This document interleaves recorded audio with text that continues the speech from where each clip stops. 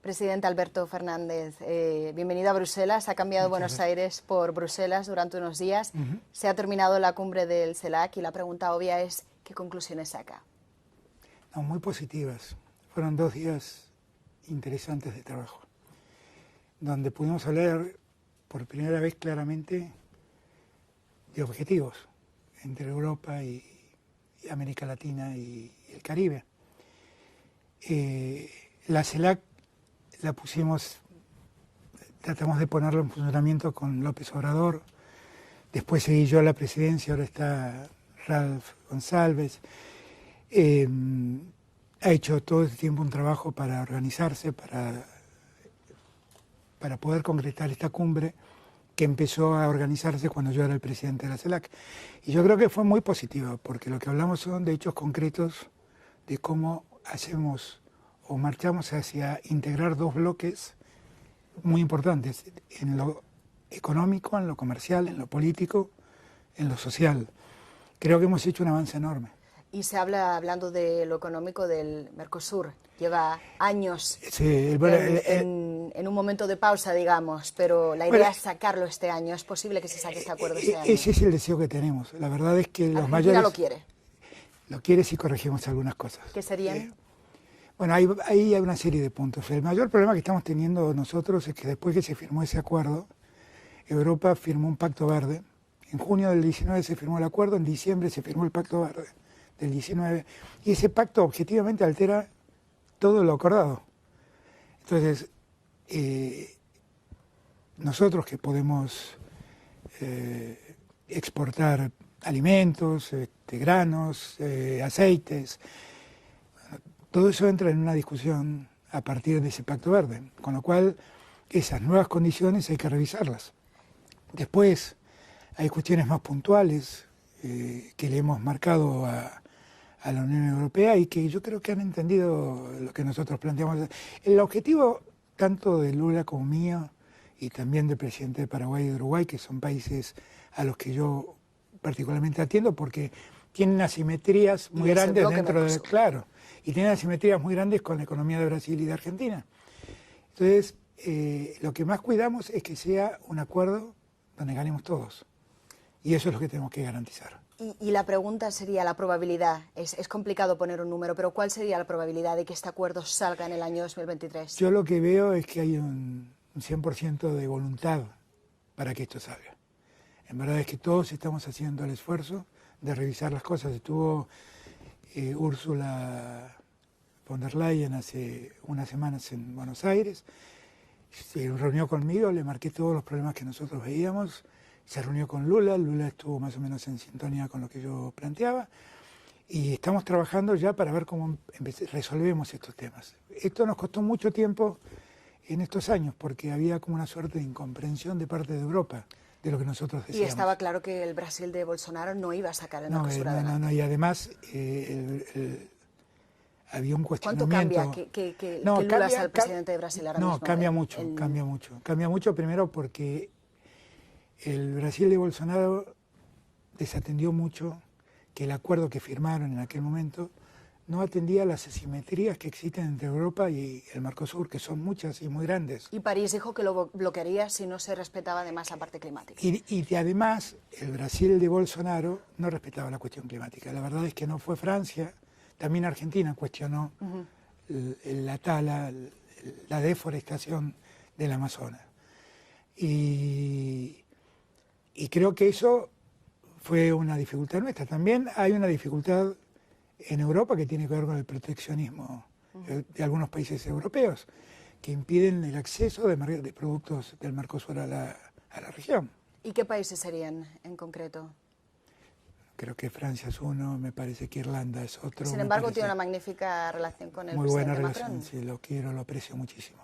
Pero evidentemente, bueno, son temas que tenemos que ver cómo los discutimos. Y arreglarse. Y hoy se ha discutido además y se ha llegado a un acuerdo no completo. Nicaragua no se ha adherido al comunicado final, pero un tema que ha sido muy complicado de sacar, y lo sabemos por varias fuentes, era la condena a Rusia. En Europa, si seguimos la lógica europea, es Putin ordena la invasión de sus tropas a Ucrania, Rusia claramente es el agresor y por lo tanto tiene que ser condenado como tal. Es complicado leer la opinión pública latinoamericana sobre este tema. Hay un abismo en algunos países entre una condena rotunda y otra que añade matices. Si nos puede explicar a qué se debe, cuáles serían y se ha llegado a un acuerdo. Lo primero que quiero aclarar es que esta era una reunión de la Unión Europea con CELAC para ver la integración de estos dos bloques. Ocurre en un escenario donde hay una guerra desatada por Rusia y que transcurre en territorio ucraniano. Que Argentina condena. Argentina y la inmensa mayoría de los países de la CELAC. O sea, prácticamente todos los países de la CELAC votaron en Naciones Unidas la condena a Rusia por la invasión a Ucrania. Quiero aclararlo. Por eso sin embargo, hay quien dirá que políticamente Argentina y Brasil podrían influir más. Podrían tener palabras más rotundas. Yo participé del G7 cuando la guerra comenzó. Yo ahí propuse que iniciemos un proceso de diálogo para acercar a Ucrania y a Rusia entre la Unión Europea y países del hemisferio sur. Me acuerdo que en esa reunión estuvo el presidente de la Unión Africana, el presidente de Indonesia, el primer ministro de India, y yo planteé que esa representación del hemisferio sur más la Unión Europea podía generar un diálogo que lamentablemente nunca se pudo generar. Todos creemos que hay que encontrar la paz cuanto antes, que esta guerra genera mucho daño. Los que más padecemos los efectos de esta guerra creo que es el hemisferio sur, porque nosotros padecemos el aumento de precios de los alimentos y el aumento del precio de los Y ayer Rusia ha suspendido el acuerdo de la exportación. Bueno, es un tema que nos preocupa muchísimo, porque eso afecta mucho a África, por ejemplo, donde evidentemente necesitan esos granos para convertirlos en alimentos. Y por entender cómo se vivió, digamos, dentro de la sala donde están reunidos, porque hoy hemos oído, por ejemplo, al presidente Boric, que dijo de manera muy clara, lo que nos tiene que guiar es el derecho internacional, y no hay duda que ha sido Rusia el que ha violado la integridad de otro país. Lo ha dicho de una manera, además, con mucha pasión. ¿Cómo ha sido la declaración de Argentina? Como presidente argentino, ¿usted cómo ha defendido su postura? ¿Ha usado esos mismos términos? Primer punto, quiero aclarar que no estuvo en el debate de los presidentes el tema de Ucrania. Quiero aclarar.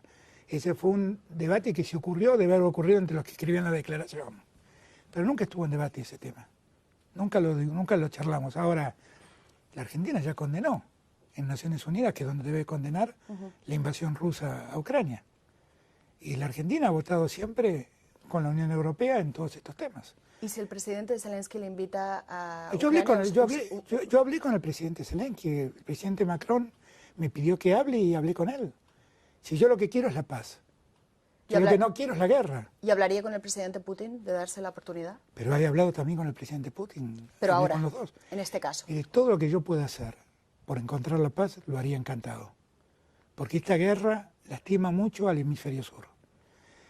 Y se lleva muchas vidas humanas, y no quiero que haya vidas. A mí me resulta incomprensible que después de haber vivido una pandemia que se llevó 10 millones de vidas, a alguien se le ocurra desatar una guerra. Es algo que yo no entiendo, no cabe en mi lógica. Con lo cual haría todo lo que esté a mi alcance para tratar de conciliar a las partes y encontrar una paz legítima y duradera. Y hay una pregunta también muy interesante a la hora de atraer capital extranjero, no solo en Argentina, pero en general. Y la Unión Europea siempre habla de comercio, pero también valores en común. ¿Es posible tener valores en común con Estados Unidos, con la Unión Europea y con China, todo a la vez? Hay quien dirá que es un triángulo muy complicado. Y bueno, es que es el mundo el que nos ha tocado, es el mundo así se ha diseñado. ¿Se puede hablar con los tres?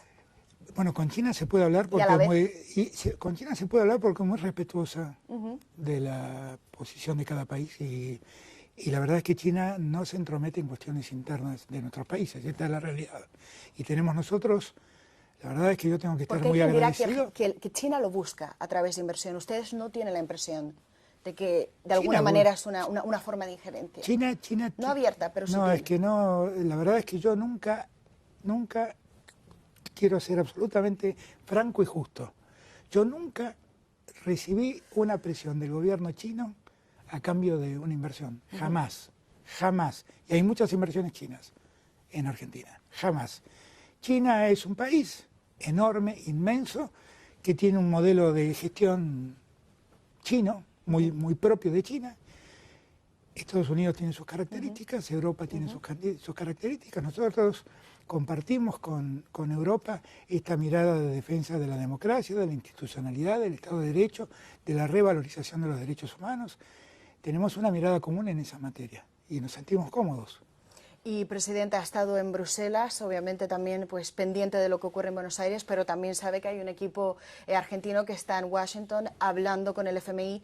La historia es complicada, pero en términos muy simples, digamos. Por una parte, Argentina se enfrenta a un pago y, por el otro lado, también busca un desembolso del FMI. ¿Qué espera usted? La semana ha terminado bien por la parte de CELAC. ¿Cree que se pueda también terminar con un acuerdo? Yo creo que sí. En Washington. Yo ¿Y cómo creo que sería? sí. ¿Cuándo? Yo creo ¿Cuánto? que sí. Esperemos, porque eso es lo que estamos discutiendo y no quiero adelantarme. Pero también el tema de la deuda argentina fue objeto de charlas con Pedro Sánchez, con la presidenta de Italia, con el primer ministro de Italia, perdón, con el canciller alemán y con Emmanuel Macron. Les planteé lo que objetivamente le pasa a la Argentina. La Argentina el año pasado sobrecumplió los objetivos del programa acordado con el fondo, pero este año, como efecto de una sequía tremenda, nos privó de 20.000 millones de dólares de exportaciones. El 20% de nuestras exportaciones se cayeron. Y entonces ese programa hay que revisarlo, porque no se puede cumplir tal como estaba pensado. Argentina ha pedido revisarlo, pero esta semana, ¿cuándo llegaría? Es complicado y entiendo que está a horas de... No, yo confío por las charlas que tuve acá en Europa. El viernes. Y por las charlas que tuve acá en Europa, porque hay que acordarse que Europa también vota en el fondo. Sí. Y el trabajo que está haciendo el ministro Massa en Buenos Aires y el equipo. ¿Quiere que su ministro Massa se quede con usted hasta final de año? Sí, quiero que se quede conmigo hasta... ¿Y se va a quedar hasta final de año? Bueno, ojalá... A nadie se le escapa que se vota en Argentina Ojalá pueda, porque él es un engranaje importante y en los nuestro inversores gobierno. están acostumbrados a... Y además es un engranaje importante en el gobierno hoy. Aspiro a que sea mi sucesor, quiero que me ayude y quiero ayudarlo a ganar. Y sobre el FMI, por volver a esta fecha, ¿sí confía que el viernes, tanto por el pago que Argentina debe pagar, eso es nítido y claro, pero por el otro lado también un desembolso, dos historias que van en paralelo? ¿Usted confía en que converja?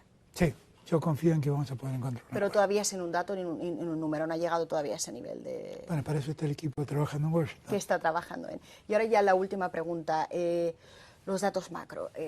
La inflación siempre es un problema en Argentina. Su gobierno confía en que baje de aquí a final de año. Hay economistas que dirán que no es posible, pero sí hay una pregunta que me interesa saber. Hay quien dice que el peso tendrá que devaluarse de nuevo. ¿Su gobierno está en contra? ¿Defendería la moneda? ¿Seguiría defendiendo la moneda? Nosotros creemos que una devaluación abrupta, porque la verdad es que nosotros corregimos el valor de la moneda, pero una devaluación abrupta podría ser muy dañina para la economía. Nosotros estamos trabajando porque la verdad es que esa falta de los 20.000 millones de dólares ha desequilibrado también las reservas monetarias de la Argentina. Y estamos trabajando para ver cómo sobrellevar el problema. Esa es la verdadera discusión con el fondo. Miren, la situación argentina se ha alterado no porque la política argentina se haya equivocado, sino porque ocurrió una catástrofe climática, que es una sequía. Pero piensen ustedes, y sí, bueno, y de hecho en el acuerdo que nosotros firmamos en su momento, en el artículo 11, nosotros pusimos una cláusula que el programa podría ser revisado si por circunstancias ajenas a la política argentina se veía alterada la economía. Y hubo un segundo párrafo donde expresamente habla situaciones derivadas de la crisis climática, con lo cual estamos dentro del programa. Ese programa dice, revísenlo si ocurre algo así. Yo debo confesar que cuando puse esa cláusula no lo hice pensando en la crisis climática, lo hice pensando en que podría haber un rebote de la pandemia y que eso podía condicionarnos a cumplir. Pero si ustedes tienen en cuenta que el año pasado hemos sobrecumplido las metas que habíamos fijado con el fondo, el programa, si no hubiéramos tenido este problema, se podía seguir cumpliendo. Por lo tanto, ¿entienden que es justo que el FMI entregue este desembolso? Yo creo que teniendo en cuenta todo el paquete sumado. Yo creo que sí. Y la moneda lo deja claro que no quiere ver no quiere devaluar la moneda. Bueno, una devaluación abrupta sería un problema para Argentina. Y bueno, a nadie se le escapa que este año los argentinos votarán. Es complicado pedirle a un presidente que hable sobre el próximo presidente, eso es a los argentinos y argentinas, claro, que son los que votarán. Pero usted, ¿qué espera? Y cuando mira al pasado, ¿qué legado cree que deja? Yo creo que he sido un presidente que ha sido muy abierto, absolutamente democrático y ha sido muy cuidadoso de las instituciones, que ha trabajado con mucha honestidad, que ha vuelto a poner en el escenario del mundo a la Argentina, que había quedado muy al margen, que ha podido hacer crecer la economía en los 2 últimos años. Los 2 últimos años la economía argentina creció el 16%, que ha logrado generar trabajo. Tenemos una de las tasas de desocupación más bajas de la historia argentina,